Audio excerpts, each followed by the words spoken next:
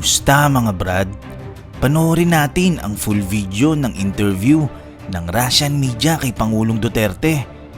Pakinggan natin ang kanyang paliwanag kung bakit ang Russia at China ang pinili niyang maging kaalyado at dito bumili ng mga modernong armas para sa AFP at hindi sa Amerika. Kung bago ka lang sa aking channel, huwag kalimutang i-click ang subscribe button at notification bell para updated ka sa mga kwento at trivia na gaya nito. Let's go! Mr. President, it's an honor to have you here. Thank you so much. Thank you for the time. It has been almost a year since your inauguration. Have you faced anything that you were not expecting when you took office? I've been a politician for almost 40 years, excluding the term now. So I would say that on the national front, I was kept informed all the time by the news and of course by sources in government. Expected, but I never realized the magnitude of the contamination of the Filipinos insofar as drugs are concerned. So we hear that 4 million people. Yeah, right? It used to be just a problem. Their problem. I thought that it was just like Davao. I may have one case now, then probably two, but it was a very constant happening every time. When I became president and everything was available to me for information, I was almost appalled to know that we have reached the millions of contaminated.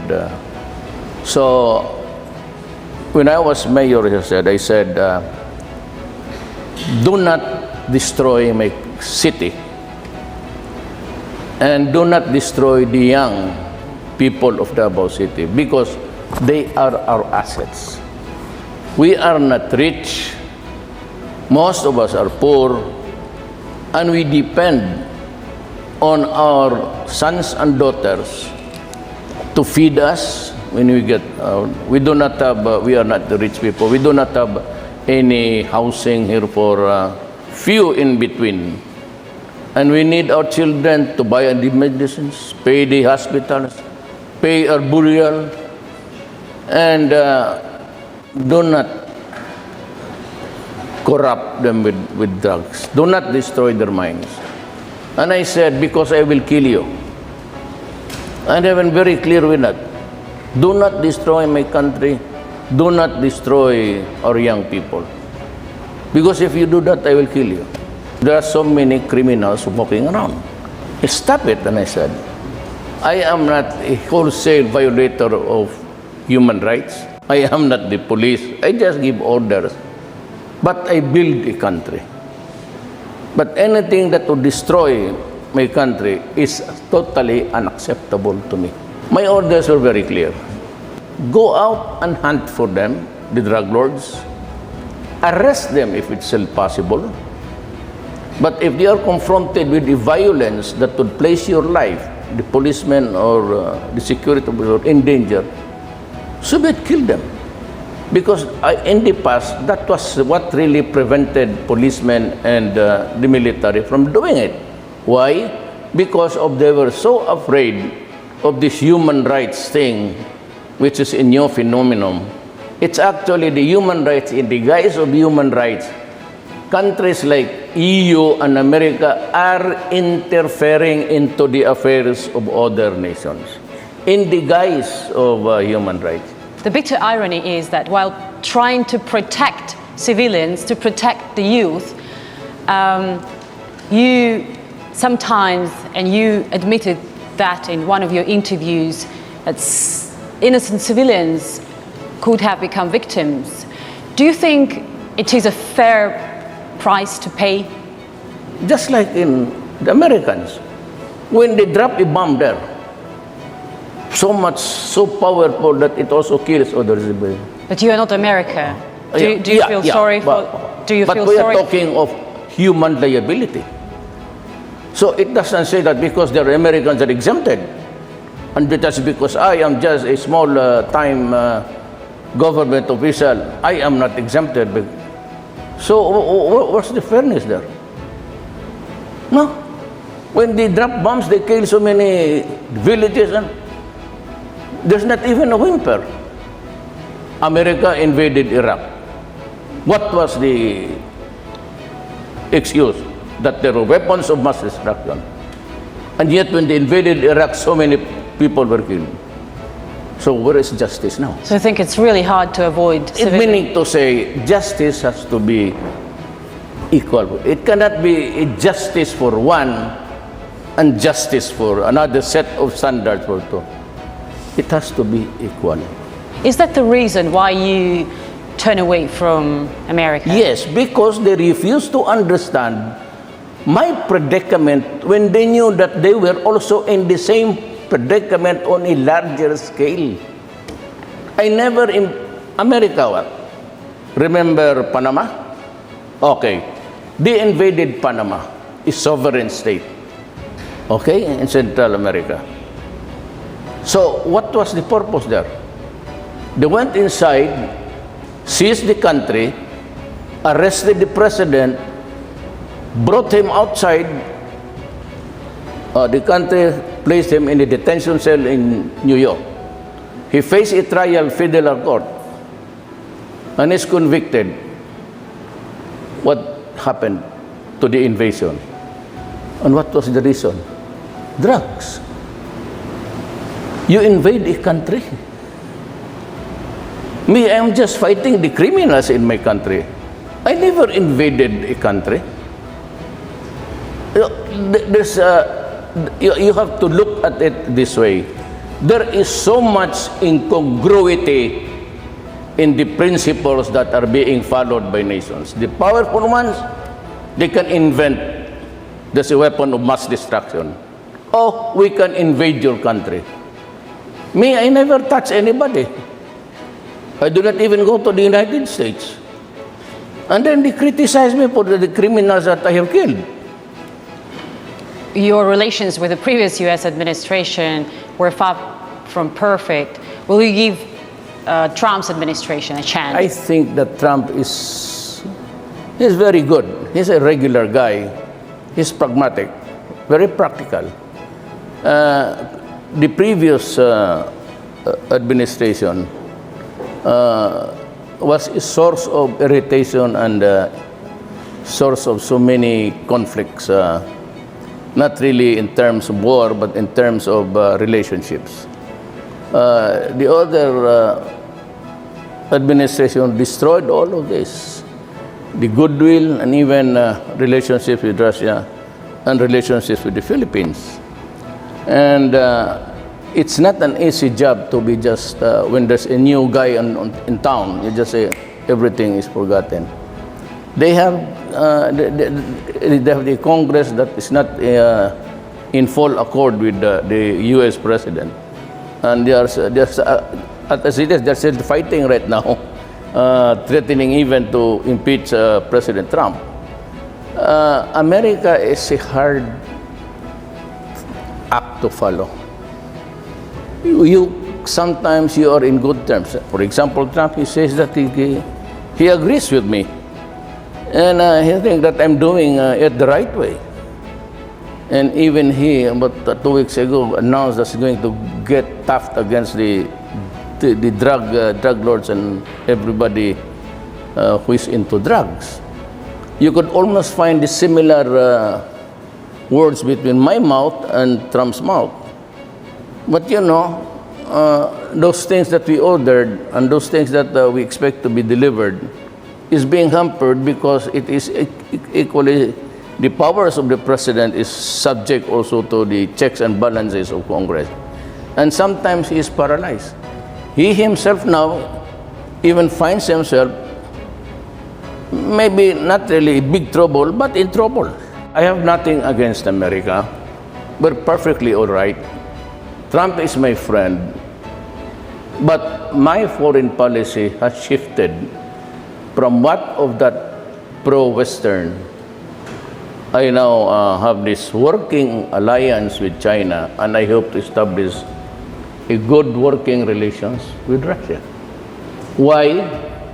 Because Western world, EU and everything, they have this double talk. Do you think your society will support this idea? Because there are intensive ties within the society with America historically. Do you think you will have support of the people? If there is anything to gripe for, it is me griping for. Why did you invade my country 50 years ago? Sat on this land and live off with the fat of the land. And you expect me to be happy? You are so angry. I can feel it. Yeah. You treat me as if I am your colony still? You must be kidding. Why would I allow it? Why would I allow you to treat me as if I am your representative here as a colonial governor? We are an independent country. We will survive. We will endure. We can go hungry. But this time, I want my country treated with dignity. So you once said that you don't want America in your country. So you were serious. Yes, I said no. I said American troops. That one day during my term, if I survive the CIA, oh no. If I survive the CIA, I have stayed 5 years. You talk a lot about assassination. Do you really expect that to happen? They do it. Does it surprise you? Are you worried? They can Are you afraid of your life? They can even pluck a president out of his country and force him to face trial in another country. What should happen so that it improves? Are you waiting for an apology? Let's say, will it work? No, that's not. I don't want that thing to happen. So what may help? It's enough that I respect Trump. He's a friend, and he is welcome to come here on November. But if I'm talking about arms, if I'm talking about mutual defense regarding ISIS, I'd rather, in my preliminary talks with President Putin, I got a favorable response. I hope we can convert it to something substantial. Because it is only Russia and China who can be relied with their words. America is double talk. The left hand does not know what the right hand is doing. Because I said the arms are suspended and the Senate has not really agreed, or they're still debating on it, whether to give us the arms or not. My country is fighting terrorism. How long can I wait? Until such time that we are on bended knees? It might be too late.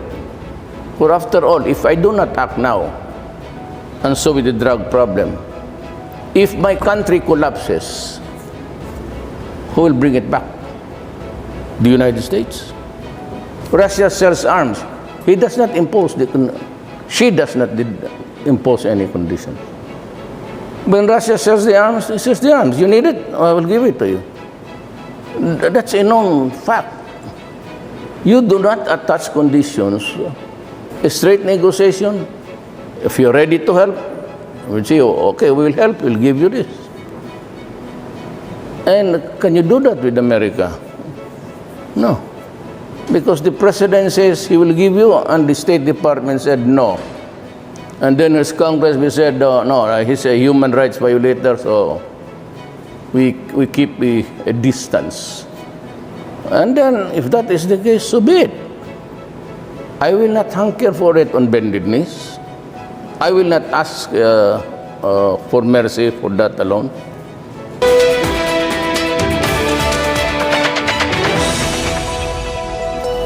Welcome back. We can now bring you the second part of our exclusive interview with the Filipino President Rodrigo Duterte, in which he touches upon some of the security issues facing the world at present and also gives a personal account of the abuse he suffered as a child. You just came back from China. Yes. Your relations with China, are a little bit warmer than compared to your predecessor, and actually warmer than it was expected. Yes. We didn't see you riding to the islands in the China South Sea with Filipino flag to put it there, as was promised. Is that just tactic, or you changed the strategy? Yeah. When it is so ridiculous, it must be a joke. I'm fond of using jokes here, that I brought that practice also nationwide. That's why I would ride on a jet ski. Why would I ride on a jet ski? I would ride on a boat of the Navy if I want to go there. Imagine riding with a gun at your pinned under your armpit, and you ride a motor there. But you didn't go there on a boat either. Instead you went to China. I was about to go there, but China said, "Can you please avoid it at this time, because it might give the wrong impression." And every head of state who's claiming that the vast sea there, theirs, would also go there. And out of respect of my friendship with China, I said, okay.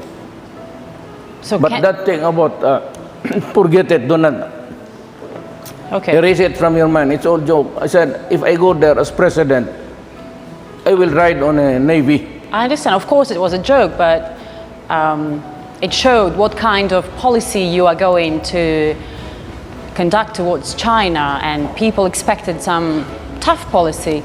Do you expect me to fight China? And what? Do I have the cruise missiles to hit them? Do I have the missiles to launch from this? So what will happen? It's going to be a massacre. Never mind about the insistence of the arbitrary. At the end of the day, it is this. You say it is yours, and I say it is mine. And okay, and he would, the other guy at the bargaining table will say, okay, it is yours. And so, what now? Do I look stupid? We can talk about it later on, but not now, because everybody is grabbing a piece of the property.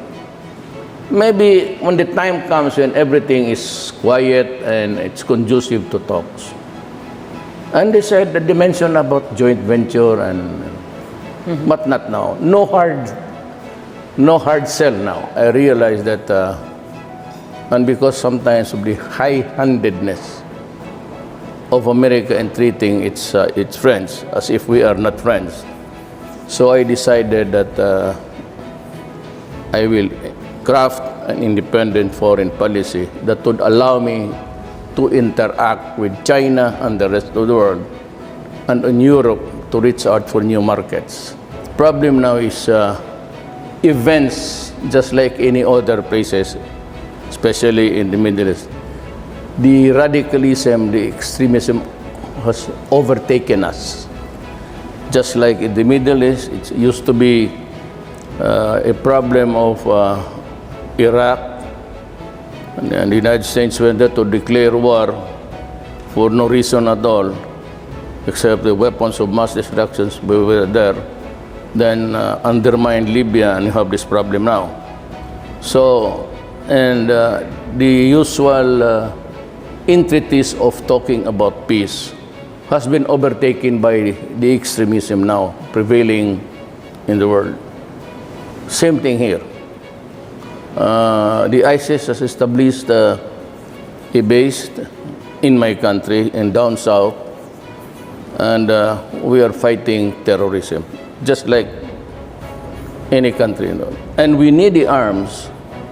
And suddenly, those senators of the U.S. Congress said that they will not proceed with the exportation of selling the firearms.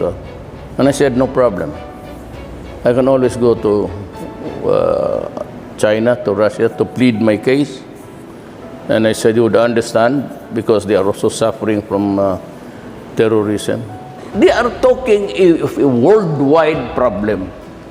Why can't Trump just be open and just to tell his counterpart, President Putin, that, hey guys, we have the same problem, so what's your strategy there? How could it affect your national security, by the way? Tell me. So what about ISIS? Do you think ISIS militants here in the Philippines, they're homegrown or they were kind of imported?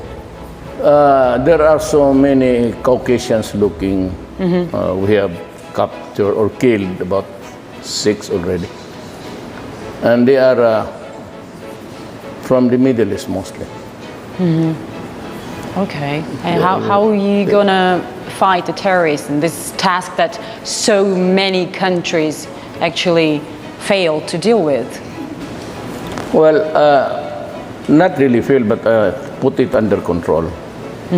It's a state of the mind which cannot be erased easily. In every generation, there is always a serious problem to solve.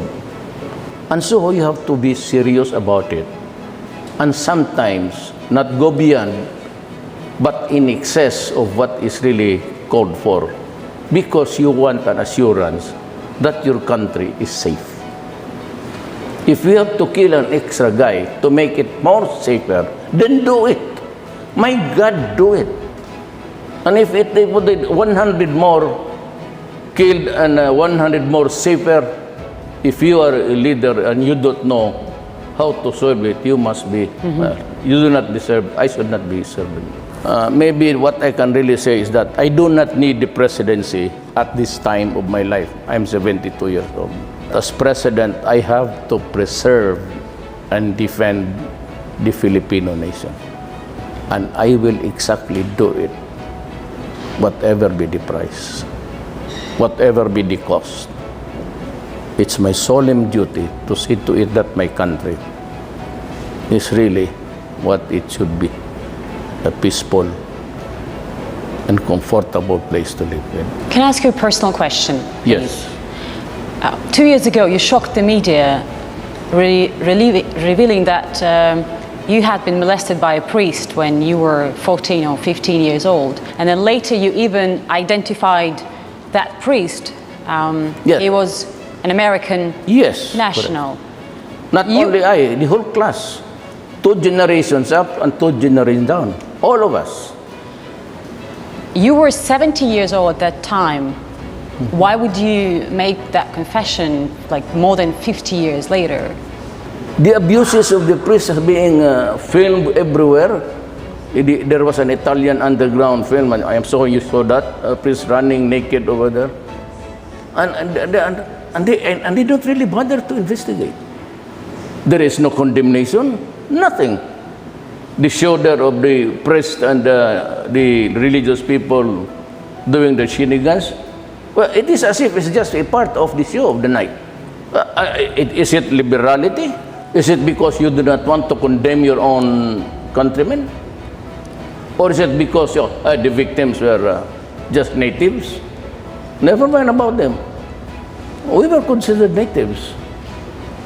So and sometimes pictured as apes. Was that important for you that he was an American? I don't know. I brought it for the first time. Yeah, because I called all the bishops stupid.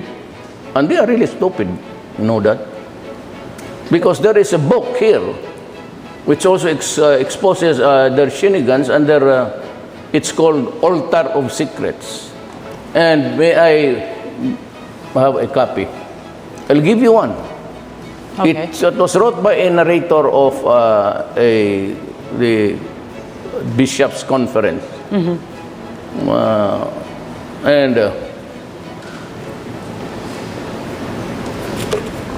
Altar of Secrets. I'll give it to you. Read it, and you will understand how the Thank you. Catholic Church has corrupted this country. Oh, by the way, I believe in God. I really believe in God. I put my destiny in the hands of God. But priests